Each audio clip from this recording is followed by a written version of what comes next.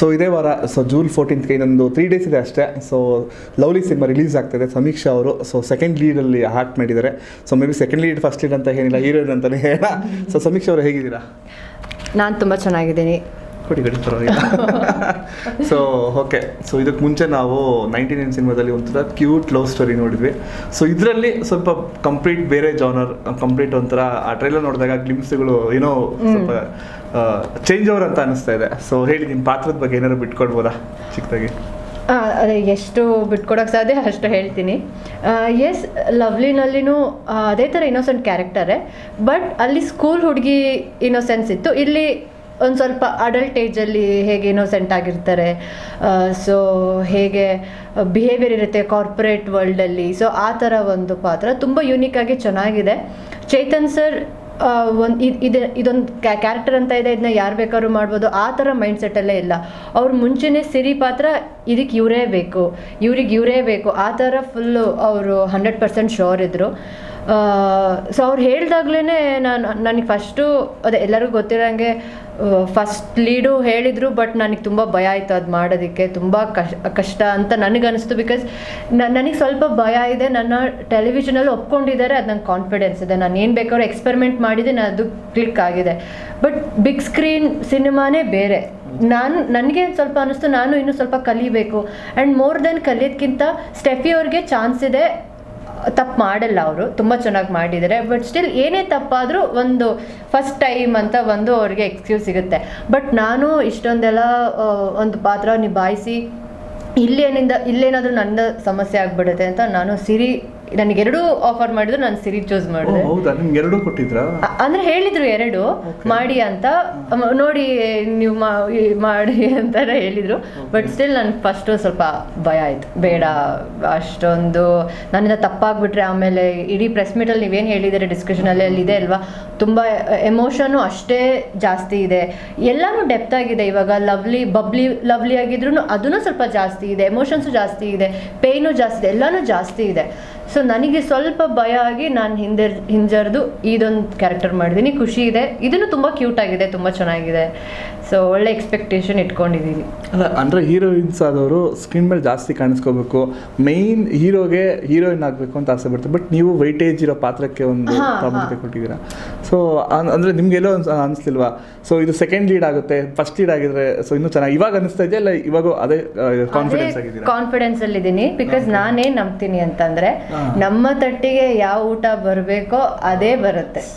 So ಇದೇ last ಅಲ್ವಲ್ಲ, ಇದು last ಅಲ್ಲ. ಸೊ ಒಂದ್ಸತಿ ನಾನು ಈ ಟೀಮ್ ಜೊತೆ ಕೆಲಸ ಮಾಡೋಕ್ಕೆ ಸಿಕ್ಕಿದೆ ನನ್ನ ಅದೃಷ್ಟ. ಆಮೇಲೆ like I am lucky, because ನಾನು ಟೆಲಿವಿಷನಲ್ಲಿ ಇದ್ದಿದ್ದು, ನಾನು ಐಡಿಯಾನು ಇಟ್ಕೊಂಡಿರಲಿಲ್ಲ. 99 ಅದು ಲಕ್ಕಲ್ಲಿ ಆಗಿರೋದು ಒಂದು ಗಿಫ್ಟ್ ಅಂತ ಹೇಳ್ಬೋದು.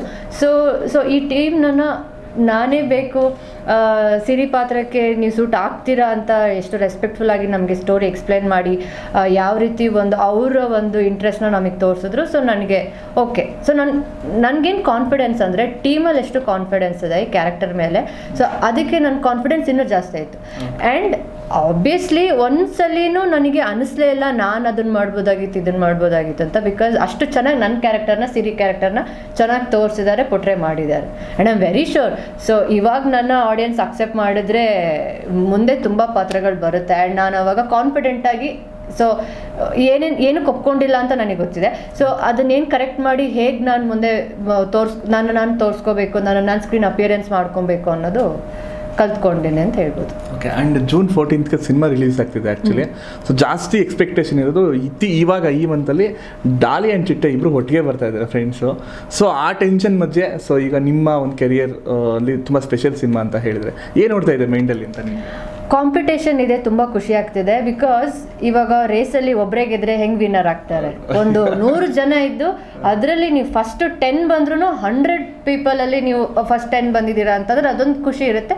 ಒಂದು ಏನು ಹೇಳ್ತಾರೆ, ಆ್ಯಕ್ಟಿವ್ ಪಾರ್ಟಿಸಿಪೇಷನ್ ಇರುತ್ತೆ. ಸೊ ಕಾಂಪಿಟೇಷನ್ ತುಂಬ ಚೆನ್ನಾಗಿದೆ, ಹೆಲ್ದಿಯಾಗಿದೆ, ಹೀಗೆ ಇರಬೇಕಂತ ಅನ್ಕೊತೀನಿ. ಆ್ಯಂಡ್ ಏನು ಒಂದಿನದಲ್ಲಿ ಜನಕ್ಕೆ ಬಿಟ್ಟಿರೋದು. ಸೊ ಯಾರು ಗೆದ್ರು ಕನ್ನಡ ಸಿನಿಮಾ ಗೆದ್ದಾಗೆ, ಅದರಲ್ಲೇನು ಹೇಳೋವಾಗಿಲ್ಲ. ಕಾಂಪಿಟೇಷನ್ ಈ ಥರ ಇನ್ನೂ ಮುಂದೇನು ಇರಬೇಕು ಅಂತ ನಾನು ಎಕ್ಸ್ಪೆಕ್ಟ್ ಮಾಡ್ತೀನಿ. ಆವಾಗಲೇ ಒಂದು ಫೈಟ್ ಇರೋದು ಚೆನ್ನಾಗಿ, ಒಂದು ಜೋಶ್ ಇರುತ್ತೆ ಅಂತ ಅನ್ಸುತ್ತೆ. ಸೂಪರ್. ಆ್ಯಂಡ್ ಸಿನಿಮಾ ಸಕ್ಸಸ್ ಅಂದರೆ ರಿಲೀಸ್ ಆದಮೇಲೆ ಮತ್ತೆ ನಮಗಿನ್ನೂ ಜಾಸ್ತಿ ಕ್ವಶನ್ಸ್ ಕೇಳೋಕ್ಕಿರುತ್ತೆ. So and all the best ನಿಮಗೆ. So finally June 14 cinema release ಆಗ್ತಿದೆ. ನಮ್ಮ ಕನ್ನಡ ಪ್ರೇಕ್ಷಕರಿಗೆ ಆ್ಯಂಡ್ ನಿಮ್ಮ ಫ್ಯಾನ್ಸ್, ತುಂಬ ಜನ ಫ್ಯಾನ್ಸ್ ಇದ್ದಾರೆ, ಸೊ ಅವ್ರಿಗೆ ಏನಕ್ಕೆ ಇಷ್ಟ? ಸೊ ನೀವು ಅಂದರೆ ಇಡೀ ಪ್ರಪಂಚದಲ್ಲಿ ಯಾವುದೂ ಒಂದು ಇನ್ವೆಸ್ಟ್ಮೆಂಟು ಜಾಸ್ತಿ ಅಲ್ಲ ಅದರ್ ದ್ಯಾನ್ ಟೈಮ್ ಇನ್ವೆಸ್ಟ್ಮೆಂಟ್.